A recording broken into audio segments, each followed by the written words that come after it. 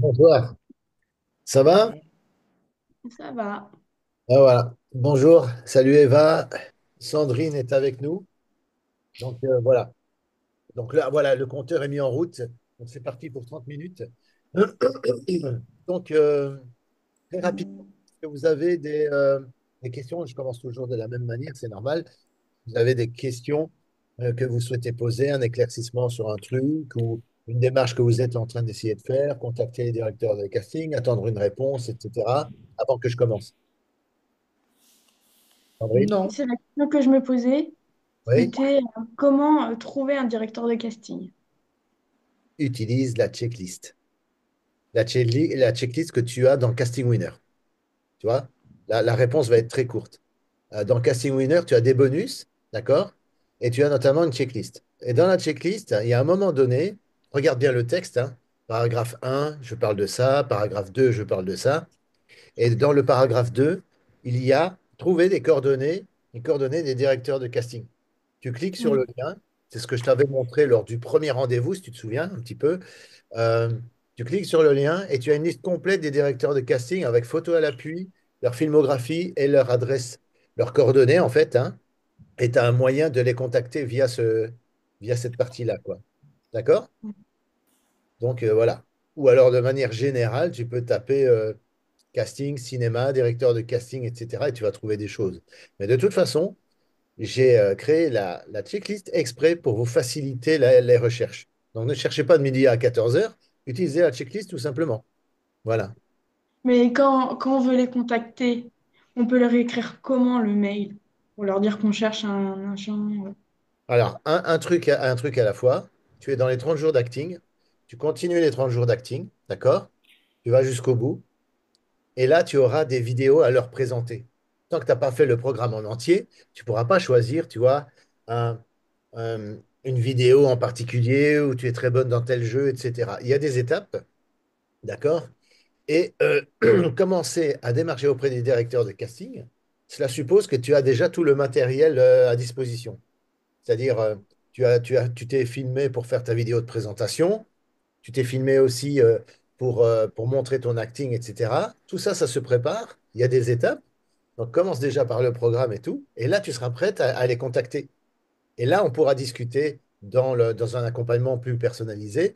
euh, euh, L'email, l'email type qu'il faut envoyer pour avoir des réactions. L'email qui fait que les personnes à qui tu envoies ça, eh bien, les directeurs de casting auront envie de te répondre. Et quand tu arriveras au bout de 30 jours d'acting, je t'incite à regarder les replays qu'il y a dans les bonus, parce que j'ai abordé ce sujet-là lors d'un coaching collectif, mais tu n'étais peut-être pas là à ce moment-là et tout ça, tu n'étais peut-être pas connecté. Je parle de l'email avec exemple à l'appui, hein. Je veux dire, je partage mon écran et je vous montre le type d'email qu'il faut avec les trous que tu vas pouvoir remplir. Bonjour, je m'appelle nanani nanana. Et un email très court qui prend pas énormément de temps à être rédigé, mais qui a été très efficace pour les personnes que j'ai accompagnées. Donc, il faudra regarder le replay et tu verras ce live parce que chaque replay que je fais, enregistrement que je fais du coaching collectif, je le mets dans les bonus de 30 jours d'actif. Donc, tu pourras revoir ça en différé, il n'y a pas de souci. Mais j'ai abordé le sujet lors d'un direct. Donc, il n'y a pas de souci. Et c'est vraiment la réponse que tu vas trouver dedans. Ok. Tu sauras comment le rédiger, quoi faire, à quoi tu dois faire attention, et tu pourras utiliser tout en utilisant la checklist en fait. D'accord? OK? Ça marche? Oui. J'ai répondu à ta question?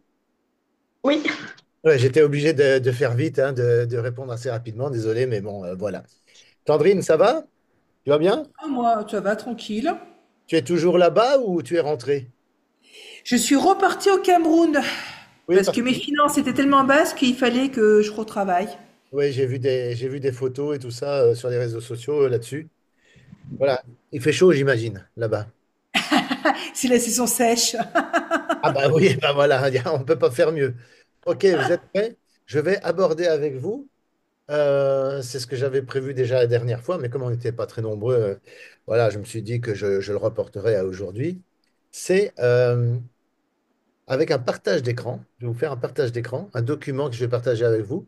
C'est un exemple d'un monologue qui est super long. Je l'avais rédigé pour les personnes qui venaient à mon méga casting pour tester. Et il y a des personnes qui suivent le test actuellement pour connaître son potentiel d'acteur et tout. Claire, qui a rejoint les 30 jours d'acting, eh bien, avait fait ce test-là au préalable. Je vais vous montrer. Et je vais vous montrer les différentes techniques en fait pour, euh, pour apprendre, pour mémoriser un texte. Parce qu'il y a des gens qui n'osent pas se lancer, qui n'osent pas finaliser le test. Et il y a des gens dont j'attends le test à nouveau, hein. C'est un monologue à apprendre. Et ils butent sur le fait que, ouais, mais c'est long, etc. Et comment je vais mémoriser ça? J'ai pas de mémoire et tout ça. Il faut savoir que tout le monde a de la mémoire, simplement, c'est quelque chose qui se travaille. Mais quand on est devant un texte comme ça, vous voyez mon écran? Oui? Oui. Oui. Ok. Quand on est devant un texte comme ça, bon, ça fait peur, quoi. Euh, je peux pas zapper, attends. Ou alors je dois réduire à chaque fois, oui. Ok. Vous voyez, donc j'avais fait trois textes. Ça correspond à une tranche d'âge. Voilà, ça Ouais, c'est, je me rappelle, j'avais fait Dominique. ouais, jeunes adultes. Sandrine, tu l'as fait, toi, le test? Oui? Oui, et Ouais. c'était Dominique, la senior que j'avais faite. Ah, voilà, oui. Eh ben, quelle a été ton impression quand tu as reçu ce texte-là? Est-ce que ça t'a fait peur au départ ou pas? Alors quand j'ai vu le texte, je me suis dit, ouais, putain, j'ai tout ça à apprendre. Mais moi, pour apprendre, il faut que j'écrive. Donc, j'écris texte plusieurs fois et après, je le mémorise plus facilement. Voilà, exactement. Excellente technique. Alors, il y avait trois catégories d'âge, hein, les jeunes adultes, ados, et alors un texte en version pour les seniors, hein, pour tous ceux qui sont pensionnés, etc., et tout, qui sont retraités. Mais c'est autour de la thématique du rêve et du fait de réaliser ses rêves et sa vocation en tant qu'artiste. Alors déjà, quand on est devant, je ne vais pas vous faire le truc parce qu'on n'a pas le temps. Je ne vais pas commencer à lire tout le texte pour vous, pour ça, pour savoir exactement de quoi ça parle. Mais quand on est devant un texte comme ça, c'est écrit en continu. C'est normal, c'est un personnage qui parle soit à quelqu'un, ou alors, comme c'est le cas dans le texte, c'est face caméra. Donc vous imaginez que vous vous adressez à quelqu'un, mais vous parlez à la caméra. Et c'est un flot de textes, de phrases continues. C'est-à-dire que par rapport versus, si vous voulez, les dialogues, c'est des bouts de phrases qui sont interrompus par quelqu'un, un interlocuteur qui enchaîne, etc. Et tout ça, c'est des dialogues. Mais il arrive parfois, dans certaines scènes, c'est le cas de monologue Rocky Balboa, si vous regardez le film, à un moment donné, il y a Rocky qui parle à son fils, et en flot continu, comme ça, il développe toute une pensée, toute une idée, et il n'est pas interrompu. Quand on n'est pas interrompu, eh bien, ça s'appelle tout simplement un monologue, et c'est ce qui a été écrit ici.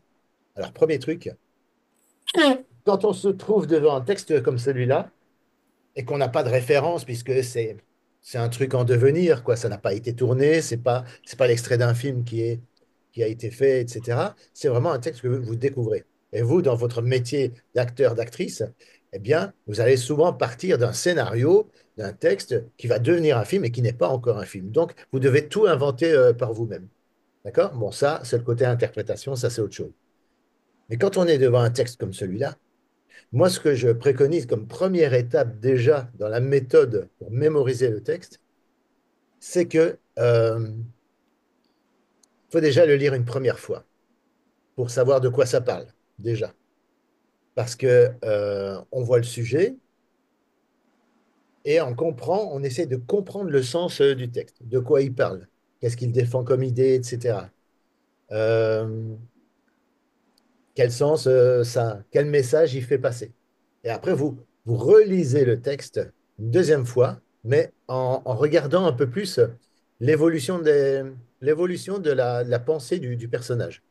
C'est-à-dire que dans la première partie, il aborde un certain point, un certain sujet, il pose les bases de ce que le texte va développer, ce qu'il va développer dans la, dans cette conversation-là, parce que même, même si ça a été écrit en suivant une structure bien précise. Début, milieu et fin. Vous voyez? C'est comme en rédaction, ou si vous avez suivi les cours de français, par exemple, à l'école et tout, on vous a toujours dit qu'une histoire, c'était bon, une introduction, un développement et une conclusion. Ben, grosso modo, le texte, il a été configuré, enfin, il a été structuré de cette manière-là. Et donc, ça suit les règles de structure, tout simplement. D'accord? Et pourquoi faire ça? Pourquoi commencer à lire et relire, relire pour bien s'imprégner de ce qui est dit? Parce qu'un texte qui a du sens, quand on comprend le sens et qu'on comprend et qu'on voit de quoi il s'agit, eh bien déjà, c'est déjà beaucoup plus facile pour le mémoriser. D'accord? Un texte qu'on comprend, eh bien, ça se mémorise déjà un peu plus, quoi. Il y a des gens qui se disent, ah, je vais devoir étudier ça et tout. Et ils commencent déjà à étudier, à mémoriser le texte sans avoir fait la première étape que je vous dis, d'analyser de quoi ça parle, de quoi il s'agit exactement. Est-ce que c'est important pour le personnage ou alors est-ce qu'ils s'en foutent, etc. Vous voyez, on peut rentrer dans une analyse du personnage, connaissance du personnage. Donc, plus vous allez le lire et plus vous allez vous imprégner de ça. Ça, c'est le premier truc. Maintenant, deuxième chose, c'est la plus efficace, hein, et Sandrine a un petit peu touché du doigt cette méthode-là, la deuxième méthode, c'est de le lire à haute voix, le texte, d'accord, et surtout de procéder paragraphe par paragraphe. Vous voyez? Au début, il faut commencer par 4-5 phrases, d'accord, mémoriser, et après, une fois que c'est mémorisé, vous faites le paragraphe suivant, et ainsi de suite, jusqu'à la fin. Vous allez voir qu'au fur et à mesure, il suffira simplement de trouver le premier mot de la première phrase et tout le reste va en découler. Pourquoi? Parce que la mémoire, c'est une cascade. À partir du moment où vous avez le premier mot, vous avez la suite. Et quand vous savez qu'au début, il parle plus ou moins de tel ou tel sujet et que à la fin de ce paragraphe-là, après, il aborde sur un autre sujet que vous avez identifié sur quel sujet il enchaîne, sur quel aspect de la problématique du sujet, eh bien, il aborde, eh bien, ça va vous servir de rappel. OK, j'arrive au bout du chapitre où il parle de sa situation actuelle. Voilà, il est au chômage, etc. Il est crevé par son boulot, etc. et tout. Je vous résume un peu le texte, hein.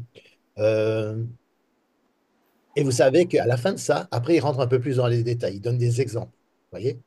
Et donc, vous savez qu'à un moment donné, il va donner des exemples. Et si vous avez un moment d'absence, il vous suffira de vous dire, oui, mais attends, dans la deuxième partie, il parle, il développe un peu plus les trucs. C'était quoi le premier mot? Ah oui, ça me revient, le premier mot, c'est ça. Et après, tout le reste va en découler. Ça peut paraître un peu théorique, ce que je dis, mais je vous assure que si vous faites ça, ça va vous paraître déjà moins long à travailler. C'est clair que si vous vous tapez tout le truc d'un coup, vous n'allez jamais vous en sortir. Mais si vous subdivisez ça par chapitre, ben c'est déjà plus digeste. D'accord? Alors ça, diviser le texte en plusieurs parties. Ensuite, il y a aussi une autre méthode que moi j'aime beaucoup, hein, je l'utilise parce que moi je suis très à la fois visuel, sonore et pratique, donc je dois faire les choses. Moi, pour apprendre un truc, je préfère les ateliers pratiques qu'une formation théorique où on remplit des feuilles, on apprend par cœur et finalement, on ne sait pas si on sait le faire ou si on a bien compris le truc. Moi, le mieux pour que je retienne quelque chose, c'est de le pratiquer. Et ça, cette méthode-là, ça va vous servir si vous êtes du même genre. C'est-à-dire que en exécutant, eh bien, du coup, ça va vous aider à mémoriser. Alors, c'est quoi cette deuxième méthode? C'est un peu ce que Sandrine disait tout à l'heure. C'est lire à haute voix chaque phrase, chaque mot et recopier sur une feuille, d'accord? Avec un stylo, etc. Parce que ça vous force à rester concentré sur la phrase en le lisant pour le lire clairement, mais ne faites pas en lecture silencieuse, hein. Vous ne devez pas lire dans votre tête, vous devez vraiment vous entendre dire le mot.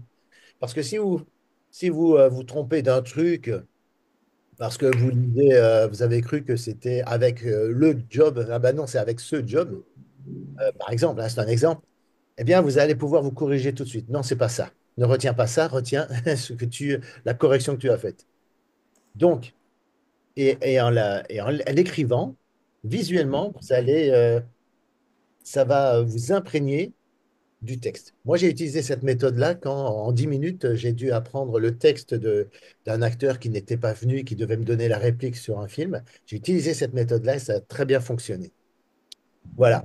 Donc, lire à haute voix, tout en l'écrivant, et vous faites ça 3, 4 fois, 5 fois, 6 fois et tout jusqu'à ce que ça rentre. Et encore une fois, comme le texte est assez long, vous pouvez le faire à nouveau par partie, par paragraphe. Par exemple, vous allez vous dire, tiens, je vais recopier le premier paragraphe, nana, je vais me l'enfoncer dans le crâne. Et une fois que c'est fait, eh ben, je vais passer au suivant et au suivant, etc. D'accord? Donc, écriture, etc. Maintenant, il y a encore une autre méthode qui est complémentaire de la deuxième méthode. C'est bah, vous vous enregistrez, par exemple, en train de lire le texte gentiment, tranquillement, sans trop, sans trop, comment dirais-je, sans trop cristalliser l'interprétation, parce que le but, c'est pas d'avoir une interprétation qui est mécanique, hein, mais plutôt une mémorisation du texte. Vous pouvez lire de manière un peu neutre, un peu comme une italienne, comme ça, vous voyez. Une italienne, c'est dire le texte sans intonation, sans interprétation aucune, et simplement vous enregistrez en train de dire le texte. Et vous écoutez ça avant d'aller vous coucher. Hein, imaginez, vous vous êtes enregistré, vous mettez des écouteurs, vous passez l'enregistrement et vous écoutez plusieurs fois d'affilée le texte avant de dormir. Ça va vous permettre de rester focalisé de manière inconsciente. Vous allez même en rêver de votre texte pendant la nuit. D'accord? Et au réveil, premier truc que vous faites, c'est que vous l'écoutez de nouveau. Parce qu'on mémorise et on retient plus facilement la première chose qu'on entend ou qu'on voit quand on se réveille. D'accord? Et le soir, c'est la dernière chose qu'on entend et qu'on voit qui fait travailler le subconscient. C'est pour ça que de voir un film d'horreur avant d'aller se coucher, c'est peut-être pas une bonne idée pour éviter d'avoir des cauchemars. Vous voyez? C'est pour ça. Euh, Maintenant, le matin, vous vous levez et, hop, et vous mettez vos écouteurs sur vos oreilles et vous faites passer l'enregistrement où vous entendez votre voix. Et tout ça, ça va vous habituer aux différentes parties du texte et à le mémoriser. Donc voilà, ça c'est première chose, ça c'est très important. Maintenant, je vois que Eva a levé la main. Je t'écoute, Eva.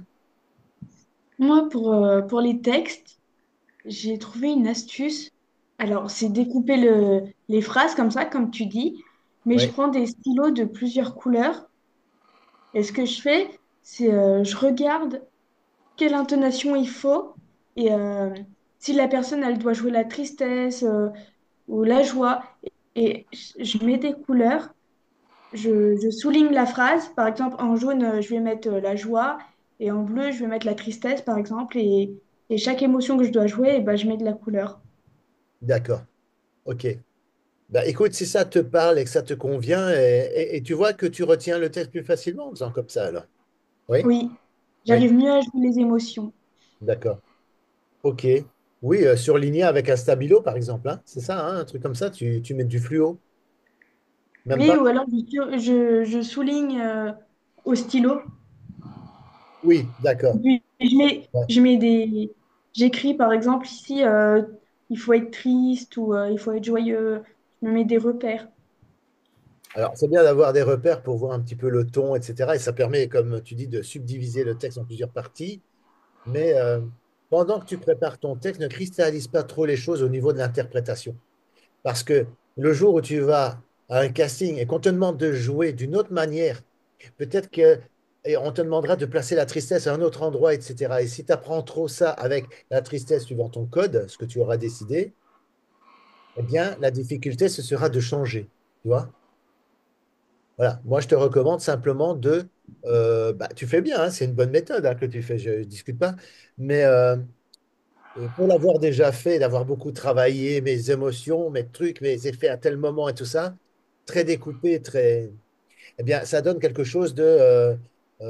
Moi, par exemple, quand j'étais jeune, j'avais beaucoup de mal quand on me demandait de changer un truc dans mon jeu. J'avais du mal à en changer parce que j'avais retenu le texte, tout le travail, je l'avais fait en mettant déjà un ton vraiment bien précis. Et quand on me demandait de changer de ton, ah bah, c'était compliqué, quoi. Tu vois? C'est compliqué. Et pour avoir plus de souplesse de jeu, j'ai dû m'orienter vers, OK, connais ton texte et les émotions, tu les mettras au moment où tu joues. Parce que le jour où tu joues vraiment devant un directeur de casting, devant un réalisateur, ou même le jour du tournage devant la caméra, bah, tu peux le faire quatre cinq fois d'affilée, bah, tu feras forcément, euh, pas forcément ce que tu avais préparé au début, quoi, tu vois. Mais c'est bien, hein, c'est bien d'avoir cette souplesse de jeu et de se dire, tiens, voilà, je vais le faire finalement d'une autre manière. Et ça ne veut pas dire que tu t'es planté. Non, ça veut dire que tu l'as fait d'une autre manière et c'est très bien comme ça aussi, quoi. Tu vois? Donc voilà. Est-ce que j'ai répondu à ta question? Ça va? C'est OK? Oui, oui. Super, super Eva. Euh, voilà, moi, donc enregistrement, vous enregistrez votre voix en train de lire le texte, très très bon, puisque ça agit sur l'audition, et puis ça permet de programmer votre subconscient sur le texte, donc ça c'est pas mal. Et alors, copier, le lire, etc. Vous pouvez faire ça au moment que vous voulez, hein, vous pouvez faire ça pendant la journée. Et puis alors, surtout, après, écouter l'enregistrement le soir avant d'aller vous coucher. Voilà. Maintenant, je vous parle des méthodes que moi je connais parce que moi je les ai utilisées. Est-ce que vous en avez d'autres? Par exemple, Sandrine, est-ce que tu as une autre méthode que celle-là? Ou Eva, est-ce que tu as une autre méthode euh, que ce que Moi, j'ai? j'ai que celle-ci parce que c'est celle qui me convient le mieux. J'apprends facilement comme ça. Ah bah alors, il vaut mieux que tu utilises celle qui te convient le mieux. Voilà. Et ça, c'est Moi, je fais phrase par phrase. phrase par phrase. Ah, ok. D'accord. Mais c'est vrai que surligner en fluo, ben, j'en ai pas un ici. Attends. Je crois que j'ai ça. Ouais, tu vois? Tu vois le truc là, ici? Je surligne le texte. Et comme ça, je vois un petit peu les parties qui me restent à étudier, si tu veux. Je fais ça notamment quand c'est des dialogues aussi. Je surligne mes répliques, je surligne pas les répliques de l'autre, je surligne que les miennes. Comme ça, moi, je vois un petit peu la quantité de texte que j'ai à mémoriser. Donc ça marche aussi, ça. Mais Donc c'est ça, ce que j'ai fait pour le court-métrage que j'ai dû tourner. ah oui, c'est vrai, tu avais beaucoup de texte du coup. Donc il fallait que tu... Oui, Ouais. Donc c'est une méthode qui t'a sauvé, quoi. oui. Ouais. Bah, je me souviens que tu m'avais demandé, tiens, est-ce que tu aurais un conseil pour moi mémoriser le texte et tout ça et tout. Et finalement, ce que je t'ai conseillé, ça a fonctionné pour toi alors. Oui. Ok. Oui, donc j'ai fait phrase par phrase, mais il y avait des moments où c'était assez long. Et du Ouais. coup, j'ai utilisé la méthode que tu m'as dite, donc Ouais. écrire, et Ouais. puis ça a fonctionné. Ouais. Et ça t'a pris combien de temps du coup en tout quand tu as commencé à écrire pour mémoriser? Je l'ai peut-être écrit 2 fois le texte pour être sûr, donc Ouais. 5 à 10 minutes. Ah ouais, donc en 10 minutes, tu as réussi à mémoriser le texte. Ah, c'est pas mal. Ça prouve que Oui. c'est une méthode qui est vraiment puissante, hein, Sandrine. Qu'est-ce que tu en penses? Toi, Sandrine, Moi, ça mais te moi, prend? moi, j'apprends facilement déjà de base. D'accord, ok. Donc j'ai juste à écrire et j'écris phrase par phrase, mais je les mets pas à côté, quoi. Je les mets les unes derrière les autres, les D'accord. unes derrière les autres, l'une sous l'autre. Et Ouais, comme ça, je retiens et quand je relis, j'ai l'image de mon écriture et voilà. Et ok, quand je dois parler du texte, quand je dois réciter le texte, j'ai l'image de mon écriture. ok. Bah écoutez, bah voilà, concernant le texte, la mémorisation du texte, c'est tout ce que j'avais à dire par rapport à ça. Vous voyez, c'est vraiment ciblé thème par thème, sujet par sujet, parce que c'est important si vous voulez, vu qu'on n'a que 30 minutes, d'aller directement à l'essentiel. Donc voilà, il nous reste encore 7 minutes et quelques. Euh, je vais en profiter pour vous poser une question toute simple, parce que je vois que malgré le logiciel qui peut prendre 100 participants, eh bien, on n'a pas une majorité de personnes qui se connectent. Alors, je sais bien qu'en ce moment, c'est compliqué parce que c'est les fêtes et tout ça, on a un peu la tête ailleurs, on cherche des cadeaux et tout ça, on stresse un peu pour le truc. Mais finalement, le mercredi à 19h, est-ce que c'est toujours bon pour vous pour se connecter, pour faire un coaching collectif comme ça en live? Alors pour moi, le problème, c'est qu'il y a beaucoup de lives que j'ai sauté, car Ouais. je travaille encore. Donc pour moi, c'est une histoire de l'horaire est trop tôt. 20 heures, ça serait bien. 19 heures, c'est trop tôt. 19h, c'est trop tôt, mais 20h, c'est mieux. C'est ça? Ouais, je finis vers 19h30 et tout. Là, aujourd'hui, c'était exceptionnel. J'ai pu terminer plus tôt, mais Oui. voilà, souvent, je termine tard. D'accord. Et Eva, pour toi, ça va? Enfin, je suppose que ça va pour toi. Bah, je sais que tu as commencé un boulot là récemment. Donc, est-ce que ça va toujours pour toi, 19h, mercredi Attends, Eh ben, Eva, est-ce que tu peux réactiver le son? Attends, je vais juste lui faire une demande. Réactiver le son, voilà. Allô, allô. Elle est tombée dans les pommes, voilà. reste ici, reviens. Eva, tu es là? Attends, demander à démarrer la vidéo, demander à réactiver le son. Ok, je demande ça. Ouais, demander à réactiver le son. Oui, bon, c'est pas grave. De toute façon, voilà, le compteur tourne. Il reste 5 minutes. Donc, Ok, mais avec ta machine, est-ce que tu arrives à réactiver ma caméra? Parce que moi, quand je mets la caméra, j'ai toujours pas ma tronche, hein. Voilà, tu actives la caméra, c'est noir, je comprends pas. bah, c'est noir pour nous aussi. C'est pareil. Bon, ben il y a un problème. Ouais, Parce que quand je fais... c'est quel logiciel? C'est Zoom, hein? ouais, c'est Zoom, oui. Parce que quand je fais Zoom avec d'autres personnes, j'ai la caméra ou j'ai pas la caméra? Je sais pas pourquoi. Ah oui, d'accord. Ok. Mais moi, tu me vois quand même. Tu me vois. Moi, toi, je te vois, il n'y a aucun problème. C'est moi, on me voit pas. Donc, ben, c'est pour ça que j'ai mis une photo. Ok. Ah ouais, c'est toujours mieux.